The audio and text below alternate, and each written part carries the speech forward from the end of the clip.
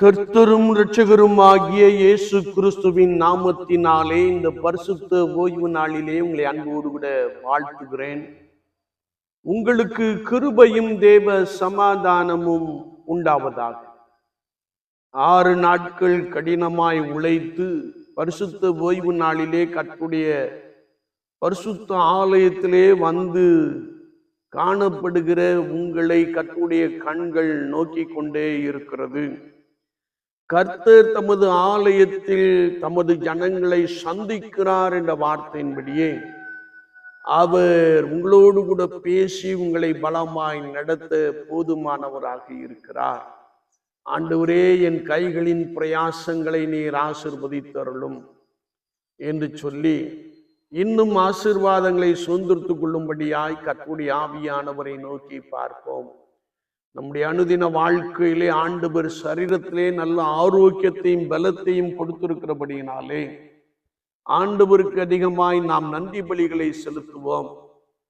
கர்த்தர் உங்களோடு கூட இருந்து உங்களுக்கு பெரிய காரியங்களை செய்ய, உங்களை ஆசீர்வதிக்க, இன்னும் பலமாய் உங்களை நடத்த போதுமானவராக இருக்கிறார். வேதம் சொல்லுகிறது, அவரை தொழுது கொள்ளுகிறவர்கள் ஆவியோடும் உண்மையோடும் தொழுது கொள்ள வேண்டும் என்ற வசனத்திற்கு இணங்க நாம் குறைவுள்ளவர்கள் நம்மை கர்த்தருடைய சமூகத்திலே தாழ்த்தி அர்ப்பணித்து, ஆண்டவரே என்னை பலப்படுத்தும், என்னோடு கூட இடைபடும் என்று சொல்லி நம்மை கர்த்தருடைய சமூகத்திலே முற்றிலுமாய் தாழ்த்தி அர்ப்பணித்துக் கொள்ளுவோம். அவர் உங்கள் நடுவிலே பெரியவராக இருந்து உங்களை பலமாய் நடத்த போதுமானவராக இருக்கிறார். இன்றைக்கும் கர்த்தருடைய ஆவியானவர் நமக்கு கொடுக்கிற வார்த்தை 2 நாளாகமத்தின் புஸ்தகம் 17ஆம் அதிகாரத்தை நாம் திருப்பிக் கொள்ளுகின்ற பொழுது 3ஆம் வார்த்தை சொல்லுகிறது, கர்த்தர் யோசேப்போடே இருந்தார். கர்த்தர் யோசேப்போடே இருந்தார். இந்த வசனங்களை நாம் வாசிக்கின்ற பொழுது ஆண்டவர் யோசேப்போடே இருந்தார் என்ற வார்த்தையை நாம் மனதிலே கொள்ளுகின்ற பொழுது அந்நாட்களிலே பலவிதமான வணக்கங்கள் காணப்பட்டது. ஆனால் இந்த யோசபாத் தேவனை தேடினான் என்று நாம் கர்த்தருடைய வார்த்தையிலே நாம் வாசிக்க முடியும். எலியா தீர்க்கதரிசி சொல்லுகின்ற பொழுது, கர்த்தர் தெய்வம் என்றால் கர்த்தரை பணிந்து கொள்ளுங்கள், பாகால் தெய்வம் என்றால் பாகாலை பணிந்து கொள்ளுங்கள். நீங்கள் எந்த மட்டும் 2 நினைவு உள்ளவர்களாக குந்தி குந்தி நடப்பீர்கள் என்று சொல்லுகிற ஒரு வார்த்தையை நாம் வாசிக்க முடியும். என்னை கேட்டுக்கொண்டிருக்கிற என் அன்பு சகோதரனே, சகோதரியே, யோசபாத்தின் நாட்களில் பலவிதமான வணக்கங்கள் காணப்பட்டாலும் வேதம் சொல்லுகிறது, யோசபாத் கர்த்தரை மாத்திரம் தேடினான் என்பதை நாம் கர்த்தருடைய வார்த்தையிலே வாசிக்க முடியும். அவன் கர்த்தரை தேடினபடியினாலே கர்த்தர் யோசபாத்தோடு இருந்தார் என்பதை குறித்து வசனம் மிக தெளிவாக கற்றுக் கொடுக்கிறது. நாம் மத்தேயு எழுதின சுவிசேஷத்தை திருப்பிக் கொள்ளுகின்ற பொழுது 6ஆம் அதிகாரம் 24ஆம் வார்த்தையை நாம் வாசிக்கின்ற பொழுது, 2 எஜமான்களுக்கு ஊழியம் செய்ய ஒருவனாலும் கூடாது. ஒருவனை பகைத்து மற்றவனை சிநேகிப்பான், அல்லது ஒருவனை பற்றி கொண்டு மற்றவனை அசட்டை பண்ணுவான். தேவனுக்கும் உலக பொருளுக்கும் ஊழியம் செய்ய உங்களால் கூடாது என்ற ஒரு வசனத்தை நாம் வாசிக்க முடியும். என்னை கேட்டுக்கொண்டிருக்கிற என் அன்பு சகோதரனே, சகோதரியே, விசுவாச வாழ்க்கையிலே தேவனுக்கு மாத்திரம் நாம் பணிந்து நடக்கும்படியாய், கர்த்தருக்கென்று நாம் ஊழியம் செய்யும்படியாய், கர்த்தரை மாத்திரம் உறுதியாய் பற்றி கொண்டிருக்கிற மனதை உடையவர்களாக நாம் காணப்படும்படியாய் ஆண்டவர் நம்மை இந்த கர்த்தருடைய பரிசுத்த சபையிலே வைத்திருக்கிறார் என்பதை ஒருபோதும் நாம் மறந்துவிடக் கூடாது. ஏனென்றால் 2 எஜமான்களுக்கு ஒருவனாலும் ஊழியம் செய்யக்கூடாது. உலக பொருள்களுக்கும் ஆண்டவருக்கும் இடையே நாம் காணப்படுகின்ற பொழுது உலக பொருட்கள் ஒரு சதம் அல்ல, அவைகள் அழிந்து போகக்கூடியவைகள் என்பதை மனதிலே கொண்டு கர்த்தரை மாத்திரம் பற்றி கொண்டிருக்கிற ஒரு அனுபவத்தை நாம் பெற்றுக்கொள்ள வேண்டும் என்பதை குறித்து வேதம் நமக்கு தெளிவாய் கற்றுக் கொடுக்கிறது. அது மாத்திரமல்ல, அப்போஸ்தலனாகிய பரிசுத்த பவுல் சொல்லுகின்ற பொழுது பொருளாசை என்னும் விக்கிரக ஆராதனை என்று சொல்லுகிறார். கர்த்தருக்கு நான் முக்கியத்துவம் கொடாதபடிக்கு உலகத்திற்கு முக்கியத்துவம் கொடுப்போமே என்றால் ஒருவேளை அது கர்த்தருடைய பார்வையிலே அருவருப்பாய் காணப்படும் என்பதை நாம் மறந்து போக வேண்டாம். எனவே யோசபாத் கர்த்தராகிய ஆண்டவருக்கு முக்கியத்துவம் கொடுத்து அவன் தேவனை தேடினபடியினாலே கர்த்தர் அவனோடு கூட இருந்தார் என்று வசனம் மிக ஆழமாக கற்றுக் கொடுக்கிறது. இரண்டாவதாக, அவன் கர்த்தரிட்ட சகல கற்பனைகளின்படியேயும் நடந்தான் என்பதை நாம் இந்த பகுதியிலே தெளிவாய் வாசிக்க முடியும். தன் தகப்பனுடைய தேவனை தேடி இஸ்ரவேலுடைய செய்கையின்படி நடவாமல் அவருடைய கற்பனைகளின்படி நடந்தான் என்பதை குறித்து வேத வாக்கியங்கள் மிக தெளிவாக கற்றுக் கொடுக்கிறது. ஆண்டவராகிய தேவன் இஸ்ரவேல் ஜனங்கள் நன்றாயிருக்கும்படியாய், தம்முடைய ஜனங்கள் நன்றாயிருக்கும்படியாய் அவர் கற்பனைகளை மோசையின் மூலமாக கொடுத்தார் என்பதை நாம் நன்றாய் அறிந்திருக்கிறோம்.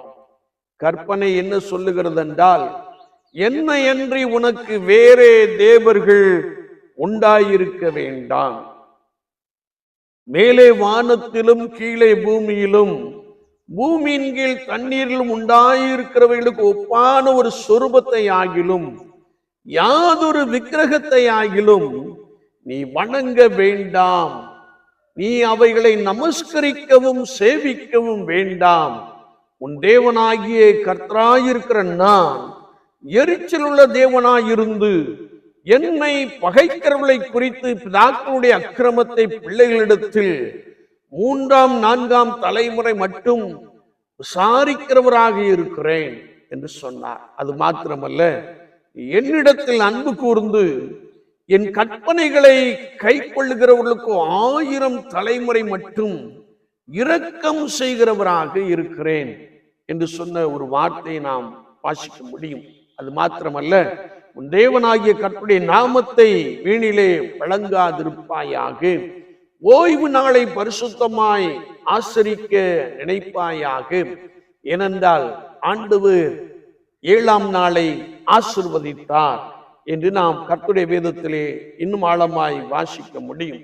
6 நாட்களும் நீ உன் வேலைகளை செய்து உன் கிரியைகளை எல்லாம் நடப்பிப்பாயாக, 7ஆம் நாளோ உன் தேவனாகிய கர்த்தருடைய பரிசுத்த ஓய்வு நாள், அந்த நாளிலே நீ எந்த ஒரு வேலையும் செய்ய வேண்டாம் என்பதை குறித்து ஆண்டவர் மிக தெளிவாக சொல்லி இருக்கிற ஒரு வார்த்தையை நாம் வாசிக்க முடியும். அது மாத்திரமல்ல, உன் ஆயுசு நாட்கள் நீடித்திருப்பதற்கு உன் தகப்பனையும் உன் தாயையும் கனம் பண்ணுவாயாக என்று கற்பனைகளிலே பெற்றோரை நேசிக்கும்படியாய், பெற்றோர் மீது ஆழமான அன்பு செலுத்தும்படியாய் ஆண்டவர் நம்மை அழைத்திருக்கிறார். இன்றைக்கு அநேக பெற்றோர்களை பார்க்கின்ற பொழுது முதியோர் இல்லத்தில் விடப்பட்டிருக்கின்ற காட்சியை நாம் பார்க்கிறோம். 50 வருடங்களுக்கு முன்பதாக முதியோர் இல்லம் என்று சொல்லி எங்கேயாகிலும் ஓரிடத்திலே இருந்திருக்க கூடும். நம்முடைய மாவட்டத்தை நாம் எடுத்துக்கொள்வோமே என்றால் ஒருவேளை நாசரேத் பட்டணத்திலே அது இருந்திருக்க கூடும். ஏனென்றால் அநேகர் வெளிநாடுகளிலே பணி செய்கிறபடியினாலே தங்கள் பெற்றோர்களை கவனிக்கும்படியாய் ஒருவேளை அது ஏற்படுத்தப்பட்டிருக்கலாம், அல்லது ஏழைகளுக்கென்று ஏற்படுத்தப்பட்டிருக்கலாம். இன்றைய கால சூழலை பார்க்கின்ற பொழுது பெற்றோர் மீது, வயதான பெற்றோர் மீது அதிக கவனம் செலுத்தாதபடிக்கு குர்பான் என்ற ஒரு காணிக்கையை கொடுத்து மற்றவர்களை ஏற்படுத்தி பெற்றோரை கவனிக்கிற அநேகரை நாம் பார்க்க முடியும்.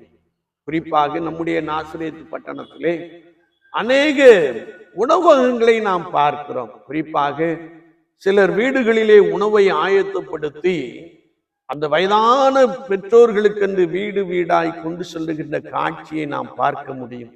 அப்படி ஆயத்தப்படுத்தி கொண்டு செல்லுகிறவர்களை கர்த்தர் பலமாய் ஆசீர்வதிக்கட்டும், அப்படி சந்ததிகளை ஆசீர்வதிக்கட்டும். ஆனால் வேதம் என்ன சொல்லுகிறது என்றால், உன் பெற்றோரை கனம் பண்ணுவாயாக. ஒருவேளை நான் எங்கே இருக்கிறேனோ அங்கே என்னுடைய பெற்றோரை வைத்து நாம் கவனித்துக் கொள்ள வேண்டும் என்பதை குறித்து வசனத்திலே நாம் மிக தெளிவாக அறிந்து கொள்ள முடியும். என்னை கேட்டுக்கொண்டு இருக்கிற என் அன்பு சகோதரனே, சகோதரியே, உன் பெற்றோரை நீ கனப்படுத்துகின்ற பொழுது ஆண்டவர் உனக்கு தீர்க்க ஆயுசை கொடுக்கிறார். உன் வாழ்நாள் நீடித்திருக்கிறது. ஆண்டவர் உன்னை கனப்படுத்துகிறார் என்ற வார்த்தையை நாம் இங்கே வாசிக்க முடியும். அது மாத்திரமல்ல, கொலை செய்யாதிருப்பாயாக, விபச்சாரம் செய்யாதிருப்பாயாக, களவு செய்யாதிருப்பாயாக, பிறனுக்கு விரோதமாய் பொய் சாட்சி சொல்லாதிருப்பாயாக, பிறனுடைய வீட்டை செய்யாதிருப்பாயாக, பிறனுடைய மனைவியையும் அவனுடைய வேலைக்காரனையும் அவனுடைய வேலைக்காரியையும் அவனுடைய இருதையும் அவனுடைய கழுதையையும் பின்னும் பிறனுக்குள்ள யாதொன்றையும் இச்சையாதிருப்பாயாக என்ற ஒரு கற்பனையை ஆண்டவர் தம்முடைய ஜனங்கள் சரியாய் வாழ வேண்டும், தம்முடைய ஜனங்கள் கர்த்தருக்கு பிரியமாய் வாழ வேண்டும், அது நிமித்தமாய் அவர்கள் நன்றாயிருக்க வேண்டும் என்பதற்காக ஆண்டவர் கற்பனைகளை கொடுத்தார். இந்த கற்பனைகளின்படி நடக்கிறவர்கள் பாக்கியவான்களாக ஆசீர்வதிக்கப்பட்டவர்களாக காணப்படுவார்கள் என்பதை குறித்து வசனம் நன்றாய் கற்றுக் கொடுக்கிறது. எனவேதான் ஆண்டவர் சொன்னார், சில வேளை நீ நன்றாயிருப்பதற்கு கர்த்தரிட்ட சகல கற்பனைகளின்படியும் நடப்பாயாக என்ற ஒரு வசனத்தை நாம் வாசிக்க முடியும். பரிசுத்த லூக்கா எழுதின சுவிசேஷம் 1 அதிகாரம் 6 வசனத்தை நாம் வாசிக்கின்ற பொழுது, சகரியாவும் எலிசபெத்தும் கர்த்தரிட்ட சகல கற்பனைகளின்படியே வாழ்ந்து நீதியாய் வாழ்ந்தார்கள் என்பதை குறித்து நாம் பரிசுத்த வேத வாக்கியங்களிலே மிக ஆழமாக அறிந்து கொள்ள முடியும். வேதம் சொல்லுகிறது, கற்பனைகள் ஒன்றும் பாரமானவைகள் அல்லவே, அவைகளை நான் பின்பற்ற வேண்டியதே என்ற வசனத்தை நாம் வாசிக்க முடியும். கற்பனையிலே பிரதான கற்பனை என்னவென்றால், உன் தேவனாகிய கர்த்தரிடத்தில் உன் முழு இருதயத்தோடும் உன் முழு ஆத்மாவோடும் உன் முழு மனதோடும் உன் முழு பலத்தோடும் அன்பு கூறுவாயாக. அப்படியே காண்கிற எல்லா சகோதரனிடத்திலும் சகோதரியினிடத்திலும் அன்பு கூறுவாயாக என்பதாக நாம் பரிசுத்த வேதாமத்திலே மிக தெளிவாக அறிந்து கொள்ள முடியும். உனக்கு பிறன் அல்லது உன்னோடு கூட வாழ்ந்து கொண்டிருக்கிற நபர்களை நீ நேசிக்க வேண்டும் என்று சொல்லி ஆண்டவர் கற்பனைகளிலே பிரதானமான கற்பனைகளாக அவைகளை நமக்கு ஏற்படுத்தி கொடுத்திருக்கிறார். எல்லாரையும் நேசிக்க வேண்டும். இயேசு கிறிஸ்து ஒரு விஷயம் சொன்னபோது, உங்களை சிநேகிக்கிறவர்களே நீங்கள் சிநேகித்தால் அதனால் லாபம் என்ன, உங்கள் சத்துருக்களை சிநேகியுங்கள் என்று சொன்னார். உங்களை யார் வெறுக்கிறார்களோ அவர்களை நீங்கள் நேசியுங்கள், அவர்களுக்கு நீங்கள் உதவி செய்யுங்கள் என்று சொன்ன வார்த்தையை நாம் பரிசுத்த வேதாமத்திலே மிக தெளிவாக அறிந்து கொள்ள முடியும். ஏனென்றால் வேதத்தை நாம் வாசிக்கின்ற பொழுது கற்பனைகள் அன்பை வெளிப்படுத்துகிறதாக காணப்படுகிறது. கற்பனைகள் எல்லாரையும் நேசிக்க வேண்டும் என்ற தன்மையை வெளிப்படுத்துவதாக பிரதான கற்பனைகள் காணப்படுகிறது என்பதை நாம் ஒருபோதும் மறந்துவிட வேண்டாம். இன்றைய ஆராதனை கூடங்களை நாம் பார்க்கின்ற பொழுது, கர்த்தருடைய சபைகளை நாம் பார்க்கின்ற பொழுது, அநேக தேவனுடைய வல்லமையினாலே நிரப்பப்பட்டு பரிசுத்த ஆவியின் அபிஷேகத்தினாலே நிறைந்து கர்த்தரை ஆராதிக்கின்ற ஒரு பெரிய அனுபவத்தை நாம் பார்க்கிறோம். பற்பல பாஷைகளை பேசுகிறவர்களை நாம் பார்க்கிறோம். ஆனால் தனக்கு அருகாமையில் வாழ்ந்து கொண்டிருக்கின்ற எந்த ஒரு சகோதர குடும்பத்தாரையும் நேசிக்க முடியாத தன்மையிலே அவர்களோடு கூட வழக்காடி அவர்களோடு கூட சண்டையிட்டு வாழுகின்ற ஒரு தன்மையை இந்த நாட்களிலே நாம் பார்க்க முடியும். இது மைமாலம். இது you are cheating yourself. நீங்கள் உங்களையே ஏமாற்றிக் கொள்ளுகிற ஒரு அனுபவம் என்பதை குறித்து நாம் பரிசுத்த வேதாமத்திலே மிக ஆழமாக அறிந்து கொள்ள முடியும். ஏனென்றால் பாவியாகிய என் மீது, பாவியாகிய இந்த உலகத்தின் ஜனத்தின் மீது இயேசு அன்பு கூர்ந்தபடியினாலே தம்முடைய ஜீவனையே சிலுவையிலே அர்ப்பணித்து ரத்தம் சிந்தி அநேகரை விலைக்கிரயத்திற்காக மீட்டுக் கொண்டார். அந்த விலைக்கிரயத்திற்கு பெற்றுக் கொள்ளப்பட்டவர்களாகிய நாம் மெய்யாகவே தேவனுடைய அன்பை, அவர் எப்படி என் மீது அன்பு கூர்ந்து தம்முடைய ஜீவனையே கொடுத்தாரோ, ரத்தம் சிந்தி மரித்து 3ஆம் நாள் உயிரோடு கூட எழுந்தாரோ, அந்த அன்பை மெய்யாகவே நான் எனக்கு அருகாமையிலே வாழ்ந்து கொண்டிருக்கிற ஜனங்களுக்கு, வாழ்ந்து கொண்டிருக்கிற சகோதரனுக்கு சகோதரிக்கு வெளிப்படுத்துகிற ஒரு அனுபவத்தை உடையவர்களாக நாம் காணப்படுகிறோமா? இதில் அநேகர் குறைவுள்ளவர்களாக காணப்படுகிறோம். ஆண்டவர் நம்மை நிரப்பி இருக்கிறார், அபிஷேகத்தை கொடுத்திருக்கிறார், பற்பல பாஷைகளை பேசும்படியாய் கிருபை செய்திருக்கிறார்.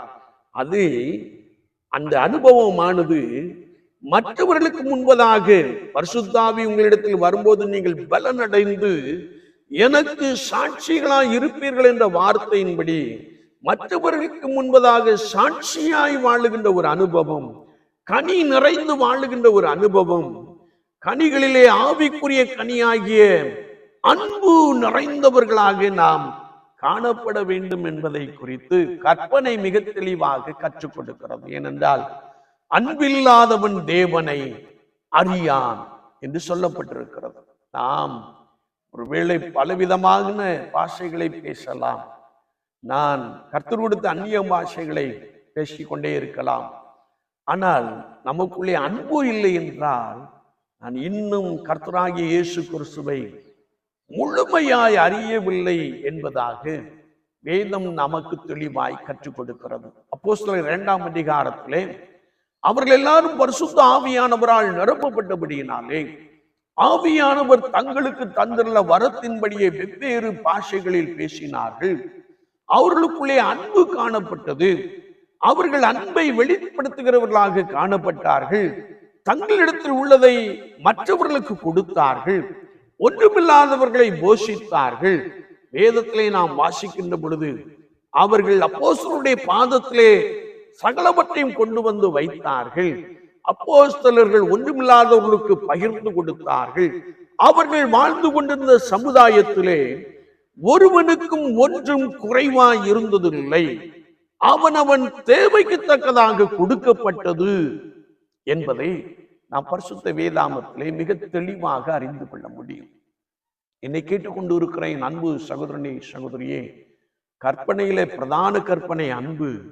அந்த அன்பை நாம் வெளிப்படுத்துகிற ஒரு நபராய், கூடுமான மட்டும் எல்லாரோடு கூட சமாதானமாய் இருக்கிற ஒரு நபராய், எல்லாரையும் நேசிக்கிற ஒரு நபராய், whether he or she may be a Hindu or Muslim or Sikhs or anyone, ஆனால் எல்லாரையும் நேசிக்கிற ஒரு நபராய் நாம் காணப்படுகின்ற பொழுது மெய்யாகவே ஆண்டவர் நம் மீது பிரியம் வைக்க போதுமானவராக இருக்கிறார். வேதம் சொல்லுகிறது, யோவான் 3ஆம் அதிகாரம் 16ஆம் வசனத்திலே, தேவன் நம்முடைய ஒரே குமாரனை இந்த உலகத்திற்காக கொடுத்தார் என்று சொல்லி உலக ஜனங்களுக்காக தம்முடைய ஜீவனையே கொடுத்தார் என்பதை நாம் பரிசுத்த வேதாமத்திலே மிக ஆழமாக அறிந்து கொள்ள முடியும். எனவே இந்த யோசபாத் ஆண்டவரிட்ட கற்பனைகளின்படியே நடந்தான். சகரியாவும் எலிசபெத்தும் கர்த்தரிட்ட சகல கற்பனையின்படியே நடந்து நீதிமான்களாய் வாழ்ந்தார்கள். நாம் கற்பனைகளின்படி நடக்கின்ற பொழுது ஆண்டவர் நம்மோடு கூட இருந்து நம்மை ஆசீர்வதிக்க போதுமானவராக இருக்கிறார். வேதம் சொல்லுகிறது, அப்போஸ்தலர் 13:22, தாவீது என் இருதயத்திற்கு ஏற்றவனாக கண்டேன், அவன் எனக்கு சித்தமானவைகள் எல்லாவற்றையும் செய்வான் என்று ஆண்டவர் சாட்சி கொடுத்தார். சங்கீதம் 119:1 நாம் வாசிக்கின்ற பொழுது, கர்த்தருடைய வேதத்தின்படி நடக்கிற உத்தம மார்க்கத்தார் பாக்கியவான்கள் என்று எழுதப்பட்டிருக்கிறது. கர்த்தாவே, உமது வசனத்தின்படி அடியேனை நன்றாய் நடத்தினீர் என்று சங்கீதக்காரன் 119:65 சொல்லுகிற ஒரு வார்த்தையை நாம் வாசிக்க முடியும். என்னை கேட்டுக்கொண்டிருக்கிற என் அன்பு சகோதரனே, சகோதரியே, கர்த்தருடைய வசனத்தின்படி, கர்த்தருடைய கற்பனையின்படி நீங்கள் உண்மையாய் நடக்கின்ற பொழுது வேதம் சொல்லுகிறது, ஆண்டவர் யோசபாத்துக்கு ஐஸ்வர்யமும் கனத்தையும் கொடுத்தார். நீங்கள் கர்த்தரோடு கூட இருந்து கர்த்தரை தேடி கர்த்தருடைய கற்பனைகளின்படியாய் நடக்கின்ற பொழுது ஆண்டவர் உங்களுக்கு ஐஸ்வர்யத்தையும் கனத்தையும் பெருக பண்ண போதுமானவராக இருக்கிறார். மூன்றாவதாக நாம் இந்த அதிகாரத்தை வாசிக்கின்ற பொழுது, கர்த்தருடைய வழிகளிலே யோசபாத்தின் இருதயம் உற்சாகம் கொண்டது என்ற ஒரு வார்த்தையை நாம் வாசிக்க முடியும். இன்றைக்கு கர்த்தருடைய விசுவாசிகளை பார்த்தாலும் சரி, உலக ஜனங்களை பார்த்தாலும் சரி, உலகத்திலே உண்டான வழிகளிலே உற்சாகமாய் நடந்து கொண்டிருப்பதை நாம் பார்க்க முடியும். சிலர் பரிசுத்த ஆராதனைக்கு கூட வர முடியாதபடிக்கு தங்களுடைய காரியங்களிலே, தங்களுடைய வேலைப்பாடுகளிலே, தங்களுடைய பிசினஸ்லே தீவிரமாய் செயல்படுகிற ஒரு அனுபவத்தை நாம் பார்க்கிறோம். ஆனால் இந்த யோசபா கர்த்தருடைய வழிகளிலே உற்சாகம் கொண்டான் என்பதை நாம் கர்த்தருடைய வேதத்திலே மிக தெளிவாக அறிந்து கொள்ள முடியும். ஒருவேளை மனுஷனுக்கு தோன்றுகிற வழியெல்லாம் செம்மையாய் தோன்றும், ஆனால் ஆண்டவர் அதில் பிரியமாய் இருக்க மாட்டார். கர்த்தருடைய வழிகளில் நடக்கிறவர்களை கர்த்தர் நன்றாய் ஆசீர்வதிக்கிறார் என்பதை நாம் பரிசுத்த வேதாமத்தின் துணையோடு கூட மிக தெளிவாக அறிந்து கொள்ள முடியும். என்னாகமத்தின் புஸ்தகம் 14ஆம் அதிகாரம் 24ஆம் வசனத்தை நாம் வாசிக்கின்ற பொழுது, என்னுடைய தாசனாகிய காலேப் வேறே ஆவியை உடையவனாய் இருந்தபடியினால் உத்தமமாய் என்னை பின்பற்றி வந்தான். ஒருவேளை யோசுவாவின் காலத்திலே நாம் பார்க்கிறோம், யோசுவாவும் காலேப்பும் ஆண்டவரை பின்பற்றி நடந்தார்கள். கர்த்தர் எதை சொன்னாரோ அதை செய்தார்கள். கர்த்தருக்கு பிரியமாய் நடந்தார்கள். எனவே கானான் தேசத்திற்குள்ளே பிரவேசித்த பொழுது வனாந்தர அனுபவத்தை விட்டுவிட்டு பாலும் தேனும் ஓடுகின்ற தேசத்திற்குள்ளே இந்த யோசுவாவும் காலேப்பும் பிரவேசித்தார்கள் என்பதை குறித்து நாம் மிக தெளிவாக அறிந்திருக்கிறோம். என்னை கேட்டுக்கொண்டிருக்கிற என் அன்பு சகோதரனே, சகோதரியே, நீ கர்த்தருடைய வழிகளில் பிரியமாய் இருக்கின்ற பொழுது கர்த்தர் உன்னை ஆசீர்வதிக்க போதுமானவராக இருக்கிறார். கர்த்தருடைய வழிகளில் நீ உற்சாகமாய் நடக்கின்ற பொழுது கர்த்தர் உன்னோடு கூட இருந்து உன்னை மேன்மைப்படுத்த போதுமானவராக இருக்கிறார். உலகத்திலே அநேக வழிகள் உண்டு, விசாலமான வழிகள் உண்டு, இடுக்கமான வழிகள் உண்டு. ஒருவேளை நாம் வேதத்தை வாசிக்கின்ற பொழுது விசாலமான வழியிலே நடக்கிறவர்கள் கேட்டுக்கு கடந்து சொல்லுகிறார்கள். இடுக்கமான வழியாய் இடுக்கமான வாசல் வழியாய் நடக்கிறவர்கள் நித்திய ஜீவனை பெற்றுக் கொள்ளுகிறார்கள் என்பதை குறித்து வார்த்தை மிக ஆழமாக கற்றுக் கொடுக்கிறது. விசுவாச வாழ்க்கையிலே நான் இவ்விதமான ஒரு அனுபவத்தை பெற்ற நபராக காணப்படுகிறோமா? நம்முடைய இருதயம் கர்த்தருடைய வழிகளிலே உற்சாகம் கொண்ட ஒரு இருதயமாக காணப்படுகிறதா என்பதை நாம் சோதித்து அறிந்து கர்த்தருடைய வழிகளிலே நான் நடக்க வேண்டும் என்பதை குறித்து வார்த்தை மிக தெளிவாக கற்றுக் கொடுக்கிறது. நான்காவதாக, கர்த்தருக்கு முதலிடம் கொடுத்தான். யோசபாத்தினுடைய வாழ்க்கையை நாம் பார்க்கின்ற பொழுது ஆண்டவராகிய தேவனுக்கு முதலிடம் கொடுக்கிறவனாக காணப்பட்டான். ஏனென்றால் அவன் தன்னுடைய தேசத்திலே யூதாவிலே உபதேசிக்கிறவர்களை ஏற்படுத்தினான். கர்த்தருக்கென்று ஊழியம் செய்தான் என்பதை நாம் பரிசுத்த வேதாகமத்திலே மிக தெளிவாக அறிந்து கொள்ள முடியும். அதற்கென்று ஒரு கூட்டத்தாரை ஏற்படுத்தினான். இவர்கள் யூதாவிலே உபதேசித்து கர்த்தருடைய வேத புஸ்தகத்தை வைத்துக் கொண்டு யூதா பட்டணங்களில் எல்லாம் திரிந்து ஜனங்களுக்கு போதித்தார்கள் என்பதை நாம் மிக தெளிவாக அறிந்து கொள்ள முடியும். ஒருவேளை ஆண்டவருக்கு முதலிடம் கொடுத்தபடியினாலே பட்டணங்கள் தோறும் வீடுகள் தோறும் சென்று ஆண்டவருடைய ராஜ்யத்தை குறித்து தேவனுடைய செயல்பாடுகளை குறித்து அவன் ஜனங்களுக்கு போதிக்கும்படியாய் ஒரு குழுவை ஏற்படுத்தி இருந்தான். வேதத்தை நாம் வாசிக்கின்ற பொழுது அப்படி ஆண்டவருக்கு முதலிடம் கொடுத்தபடியினாலே, ஊழியத்திற்கு முதலிடம் கொடுத்தபடியினாலே, தேவனுடைய ராஜ்யத்திற்கென்று ஆத்துமாக்களை சேகரிக்கின்ற பணிக்கு அவன் முதலிடம் கொடுத்தபடியினாலே கர்த்தருடைய வசனத்தை நாம் வாசிக்கிறோம். இப்படியே யோசபாத் வர வர மிகவும் பெரியவனானான் என்று எழுதப்பட்டிருக்கிறது. என்னை கேட்டுக்கொண்டிருக்கிற என் அன்பு சகோதரனே, சகோதரியே, முதலாவது தேவனுடைய ராஜ்யத்தையும் அவருடைய நீதியும் நீங்கள் தேடுகின்ற பொழுது கர்த்தர் உங்களை ஆசீர்வதிக்க போதுமானவராக இருக்கிறார். வாழ்க்கையிலே ஒவ்வொரு நாளையும் நாம் ஆரம்பிப்பதற்கு முன்பதாக இயேசு கிறிஸ்துவுக்கு முதலிடம் கொடுக்கின்ற பொழுது, கர்த்தராகிய இயேசு கிறிஸ்துவுக்கு நம்முடைய வாழ்க்கையிலே அனுதினமும் முதலிடம் கொடுத்து அவருக்கு முன்பதாக நாம் காத்திருக்கின்ற பொழுது, அவரை நோக்கி பார்க்கின்ற பொழுது ஆண்டவர் நம்மை நன்றாய் நடத்திவிட போதுமானவராக இருக்கிறார். அப்படி நான் ஆண்டவருக்கு முதலிடம் கொடுக்கின்ற அந்த வேளையிலே ஒருவேளை கர்த்தருக்கென்று அல்லது தேவனுடைய ராஜ்யத்திற்கென்று ஊழியம் செய்யும்படியான அழைப்பையும் ஆண்டவர் நமக்குள்ளே வைத்திருக்கிறார் என்பதை நாம் மறந்து போக வேண்டாம். இயேசு கிறிஸ்துவானவர் நம்மை ரட்சித்து பரிசுத்தமாக்கி, தம்முடைய இரத்தத்தினாலே கழுவி பரிசுத்தமாக்கி, தம்முடைய ஆவியினாலே நம்மை நிரப்பி கர்த்தருடைய சபையிலே வைத்திருக்கிறார். அந்த அனுபவத்திலே நான் கர்த்தராகிய இயேசு கிறிஸ்துவுக்கு முதலிடம் கொடுக்கின்ற பொழுது ஆண்டவர் உங்களை வர வர மிகவும் பெரியவனாக மாற்றிவிட போதுமானவராக இருக்கிறார். ஆண்டவர் உங்களுடைய வாழ்க்கையின் தேவைகளை சந்திக்கிறார். ஆண்டவர் உங்களுடைய குடும்ப வாழ்க்கையிலே புதிதான ஆசீர்வாதங்களை கொடுக்க அவர் போதுமானவராக இருக்கிறார். எந்த ஒரு மனிதன், எந்த ஒரு குடும்பம் கர்த்தராகிய இயேசு கிறிஸ்துவுக்கு முதலிடம் கொடுக்கிறார்களோ அவர்கள் வாழ்க்கையிலே மேன்மையான இடத்திலே இருக்கிறவர்களாக, கர்த்தரால் உயர்த்தப்பட்டவர்களாக, மேன்மைப்படுத்தப்பட்டவர்களாக காணப்படுவார்கள் என்பதை குறித்து வசனம் மிக தெளிவாக கற்றுக் கொடுக்கிறது. என்னை கேட்டுக்கொண்டிருக்கிற என் அன்பு சகோதரனே, சகோதரியே, கர்த்தர் யோசபாத்தோடு இருந்தார். யோசபாத் மிகவும் ஐஸ்வர்யவன் ஆனான். அவன் வர வர மிகவும் பெரியவன் ஆனான்.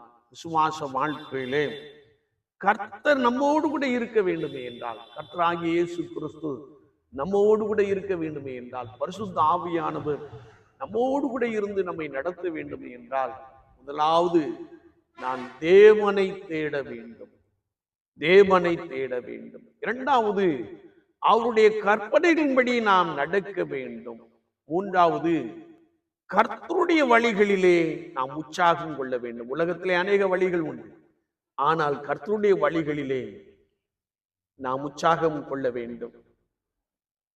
ஏனென்றால் திடமனதாய் இருக்கிறவன் கர்த்தருடைய வழிகளிலே பத்திரமாய் நடக்கிறான் என்பதை குறித்து வேதம் நமக்கு மிக தெளிவாக கற்றுக் கொடுக்கிறது. நான்காவதாக கர்த்தராகிய இயேசு கிறிஸ்துவுக்கு முதலிடம் கொடுக்க வேண்டும். வாழ்க்கையிலே ஒவ்வொரு நாளும் ஆரம்பிக்கின்ற பொழுது ஆண்டவருடைய சமூகத்திலே காத்திருந்து பரிசுத்த வேதாமத்தை நன்றாய் வாசித்து தியானித்து அதன்படி நடந்து கர்த்தருக்கு நாம் முதலிடம் கொடுக்கின்ற பொழுது கர்த்தர் இந்த பூமியிலே உன்னை மேன்மையாக வைப்பார். வேதம் சொல்லுகிறது, சகல ஜனங்களிலும் நீ ஆசீர்வதிக்கப்பட்ட ஒரு நபராய் காணப்படுவாய். யோசபாத் இவனமாய் காணப்பட்டபடியினாலே அவனுக்கு ஐஸ்வர்யம் உண்டாயிற்று. அவன் வர வர மிகவும் பெரியவனானான் என்று கர்த்தருடைய வேதம் சொல்லுகிறது. என்னை கேட்டுக்கொண்டு இருக்கிற என் அன்பு சகோதரனே, சகோதரியே, இந்த பரிசுத்த ஓய்வு நாளிலும் ஒருவேளை நீ குறைவுபட்டு போன ஒரு நபராய் காணப்படலாம். உன்னுடைய வாழ்க்கையிலே கடன் பிரச்சனைகள் உன்னை நெருக்கி கொண்டே இருக்கலாம். உன்னுடைய வாழ்க்கையிலே பலவிதமான சோதனைகள் உனக்குள்ளே வந்து கொண்டிருக்கலாம். அல்லது நீ சரீர பலவீனத்தோடு கூட காணப்படலாம். அல்லது கர்த்தர் எப்பொழுது என்னை ஆசீர்வதிப்பார், கர்த்தர் எப்பொழுது எனக்கு ஒரு குழந்தை பாக்கியத்தை கொடுப்பார், கர்த்தர் எப்பொழுது என்னை விசாரிப்பார் என்று சொல்லி நீ ஏங்கிக் கொண்டிருக்கிற ஒரு நபராய் காணப்படலாம். அது மாத்திரமல்ல, எவ்வளவோ உழைக்கிறேன், சம்பாத்தியம் இல்லையே என்று சொல்லி நீ புலம்பிக் கொண்டிருக்கிற ஒரு நபராய் காணப்படலாம். கர்த்தருடைய ஆவியானவர் உன்னை பார்த்து சொல்லுகிறார், நீ உலக பொருளுக்கும் தேவனுக்கும் ஊழியம் செய்ய முடியாது. எனவே நீ தேவனை மாத்திரம் தேடு, கர்த்தராகிய இயேசு கிறிஸ்துவை மாத்திரம் தேடு. அவருடைய கற்பனைகளை நீ உறுதியாய் கைக்கொள். கர்த்தருடைய வழிகளிலே நீ உற்சாகமாய் நடந்து வா. கர்த்தருக்கு முதலிடம் கொடுத்து அவருக்கென்று நீ சமயம் கிடைக்கின்ற பொழுது ஊழியம் செய்.